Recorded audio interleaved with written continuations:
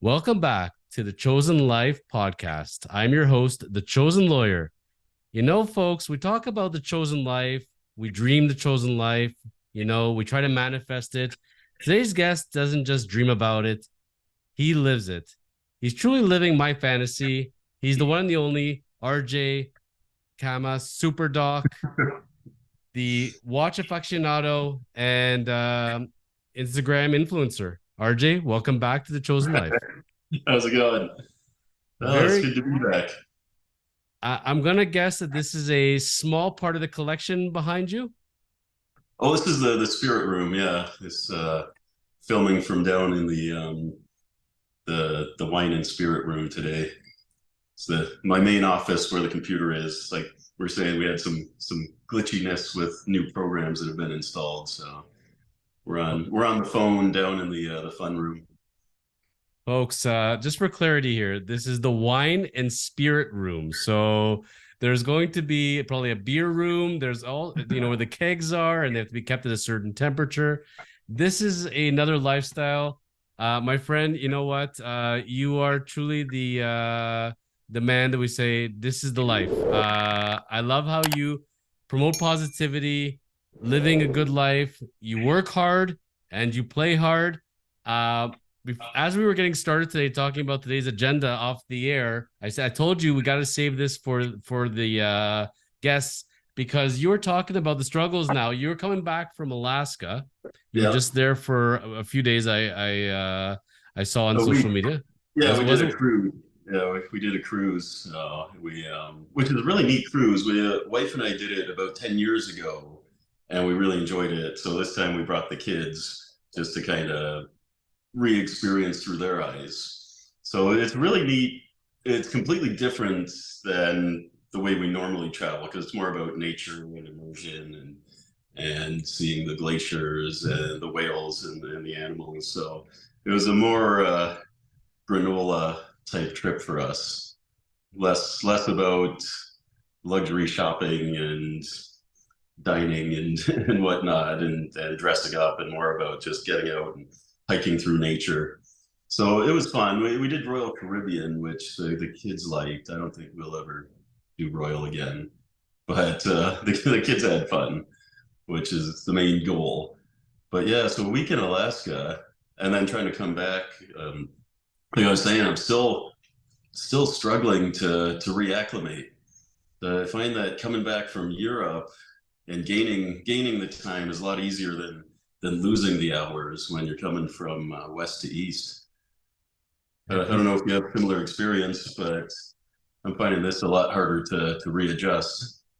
I have found that when it's a big time difference for me, it could take me up to a week to adjust. I feel like I'm in that other world still. It's really strange. I've seen it, I felt it. And it's one of those things like you either tell your body it's home time, like you're still back at home, but then you never get to enjoy the experience. So when I go, I assimilate where I am. I consider that my new time zone and Yeah, I deal with the repercussions. I think that's the best way to vacation at the end of the day. yeah. Now, before you went away, in today's episode, we have several topics we're going to be talking about over the next few weeks. So, this week's topic, before you went away, you had this little party you went to. So, we read in magazines, we see on the internet when there's launches of new watch brands and their new models. So, Omega, you definitely have a good relationship with them. So, you went over to the launch party. I kept looking in my mailbox, never found my invitation. We must have So got lost in the mail. I got to live vicariously through you at the end of the day. So please don't hold back.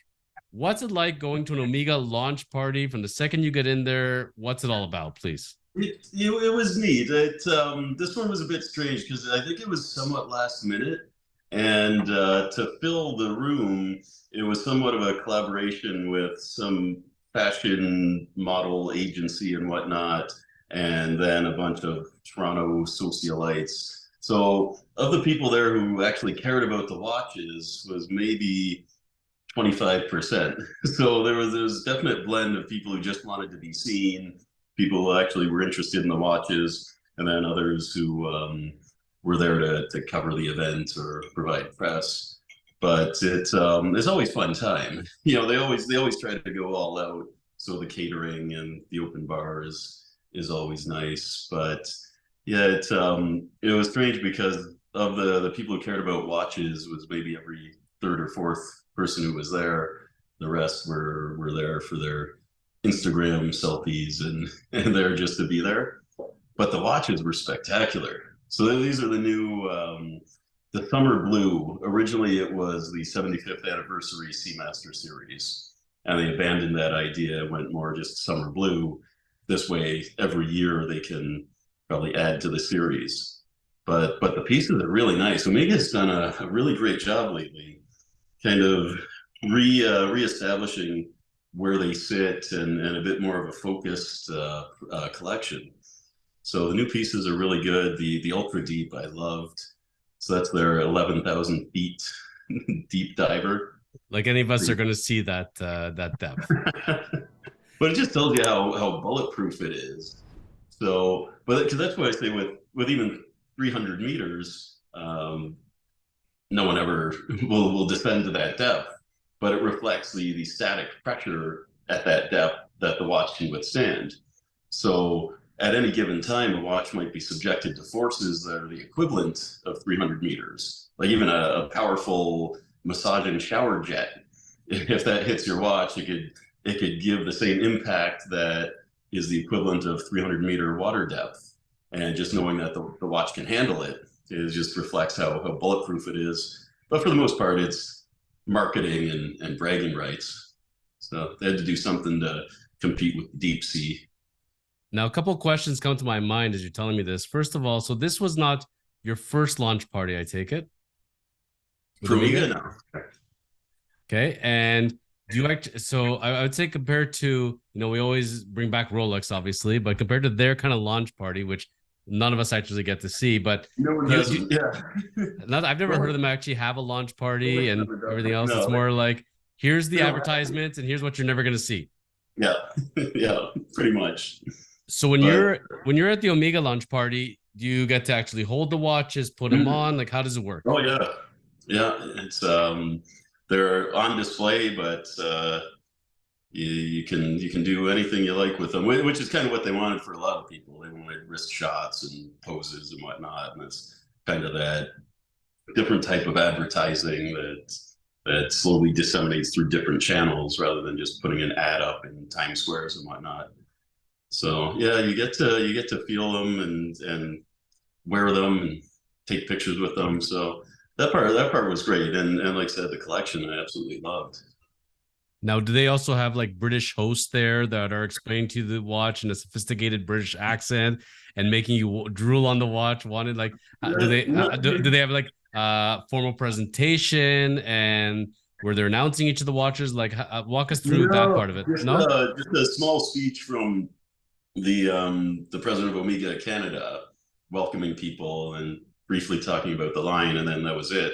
So the main so of the Omega staff, they have the head of sales for Canada was there, and so this event was in Toronto, but it was a national event. So they flew in a lot of their retailers and jewelers from Vancouver, Calgary, all across Canada.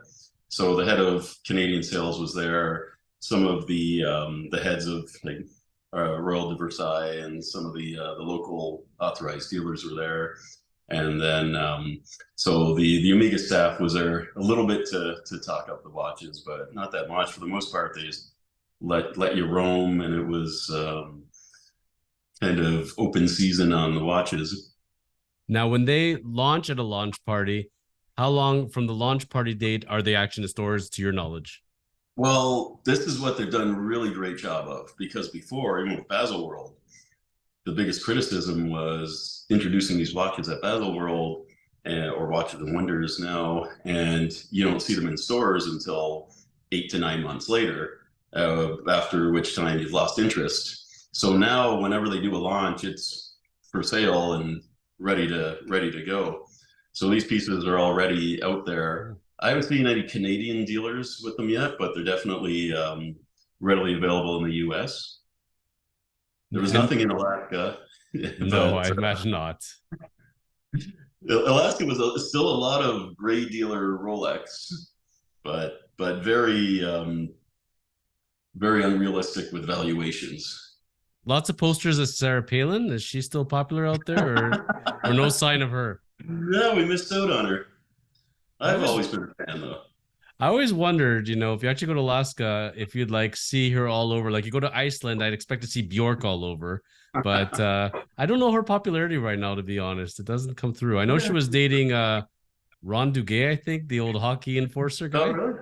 Yeah, yeah, yeah.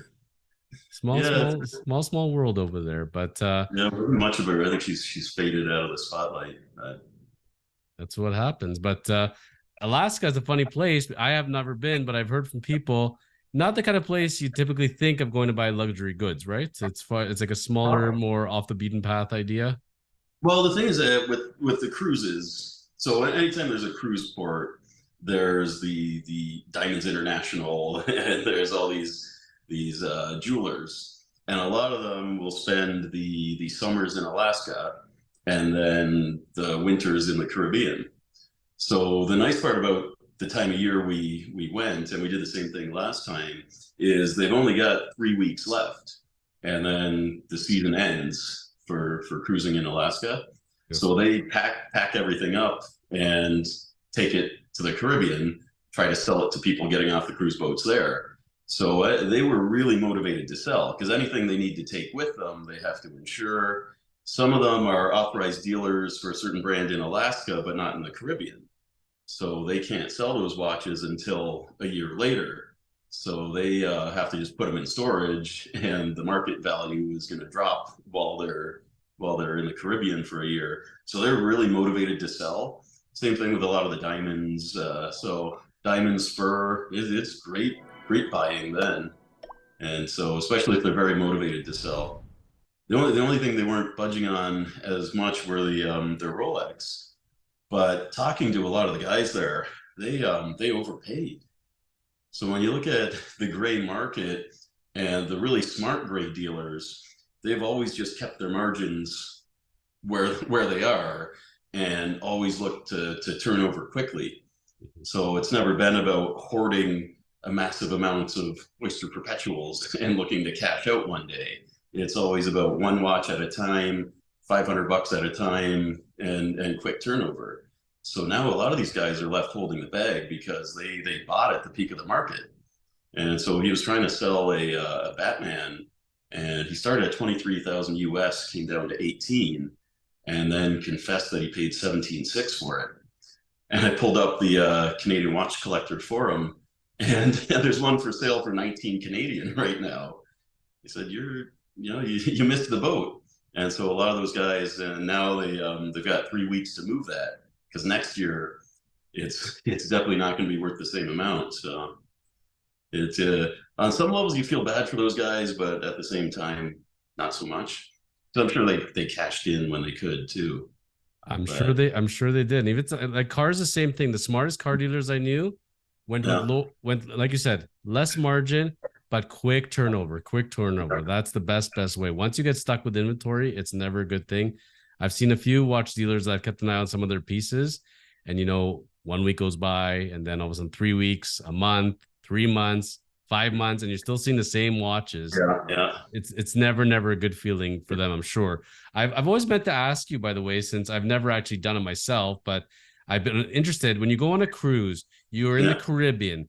yeah. Uh, Regardless of locations, but just generally, is it like people have always asked me, is it a good deal? Like, should I buy when I'm on the cruise a luxury watch? Should I buy when I'm in the Caribbean? What's your take on it? Well, you have to know your prices, right? And so some of the deals are fantastic, uh, and especially with depending on the strength of the Canadian dollar, and then if you get taxes back, especially in Europe, if you get the VAT back, and some countries give you the full VAT, others a percentage of it. So in Europe, when the Canadian dollar is strong, and the certain brands are slow to recalibrate the prices. So I remember one time in Europe, the Canadian dollar like quickly gained value, or the euro quickly lost value, and it was a difference of about 10%. and they didn't have a chance to readjust prices. So you look at the euro price with exchange, and then the value added tax is in some countries as high as 18%. So you get all that back. It works out to be fantastic value, even without discounts. So then, even if you factor in paying duties and taxes when you return, you're still ahead of the game. But do you ever get nervous, depending on the dealer, depending on the port you're in, as far as the authenticity goes of certain brands? That's Well, one so thing that always made me yeah, nervous. some of these guys in Alaska definitely wouldn't have because they didn't know nearly enough about the brand or the watch. Some of these guys, as they're trying to sell it, I kind of jump in and provide answers to questions that people are asking because the dealers can't even answer them.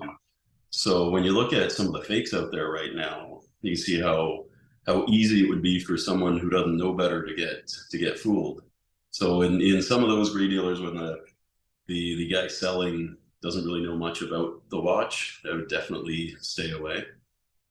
But there's no Yeah. motivation to buy from them right now anyway because their prices are inflated. So before it was a chance you take to get a good deal. Now there's really not much motivation to buy from them unless you really can't wait. But even then, you'd have to have a lot of trust. So if it's Caribbean or Alaska, and you end up with even aftermarket parts, or not even necessarily a fake, but something that's not 100% right, there's no recourse. Especially if it's Caribbean, it's not like you can go back and and engage the local authorities. So be careful, be smart, folks. I mean, I've seen in the papers, I've heard it on the radio before of people that went to exotic places, mailed themselves their boxes, wore the watches back, and got caught with them. Yeah. And the authorities are not too happy with you when you do that. So be very, very careful. And depending on how you buy, where you buy, like you're saying, you may get a really good deal, but if you're gonna have to pay tax on that, and depending on how the tax is charged, depending on your location, that could be an arm and leg as well, right? Yeah.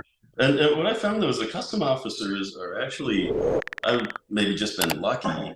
Some of them are just so impressed that you declare it that they'll kind of just assign a charge to it that's not necessarily the full HST plus 5% duty. So sometimes they'll just say, okay, a nice round number like 10,000 and just charge you on that, even though it was maybe 10,000 euro, they charge you 10,000 Canadian. So sometimes they're just very impressed with honesty. I think Sometimes, because when they meet you, they think they're seeing Dean Cain from Superman, and they're just so awestruck, so they're ready to help you out. But for the average Joes like us, I don't think they're that accommodating. But careful, folks, again, and buy smart. And depending on your location these days, you might as well buy in your own currency. So things to think wow, about. that's the Now, thing. Right now, Canada is the best place in the world to buy watches because the even if you look at the U.S., the way their market has softened with exchange, there's still about 5,000 more per watch of some of the hype watches. So like I said, the Batman is down to about 16, but that's still well above what you're seeing in Canada right now.